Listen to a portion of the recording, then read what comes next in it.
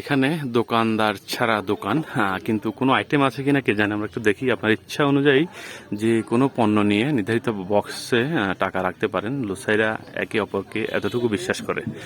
লুসাই সম্প্রদায়ের একটা সুন্দর বার্তা। আসলে দেখেন, লুসাইরা একে অপরকে এতটুকু বিশ্বাস করে। তারা অনেকটাই নীতিবান বলা যায়, অনেকটাই আদর্শবান। এখানে জিনিসের কিন্তু অনেক আইটেম দেওয়া আছে। এখানে আপনি কিনে রেখে দিতে পারেন। এখানে 40 টাকা একটি তোড়া, পাশাপাশি বিভিন্ন আইটেম রয়েছে। আর এই দোকানটি হয়তো ওয়াও, এই দোকানটি উদ্বোধন করেছেন আমাদের রাষ্ট্রপতি শাহাবুদ্দিন চুপ্পু। আপনারা দেখছেন এখানে আমাদের রাষ্ট্রপতির ছবি দেওয়া। উনি হয়তো বছর খানেক আগে এসেছেন। যাই হোক, ভালো লাগলো এই দোকানটা। দোকানদার ছাড়া দোকান।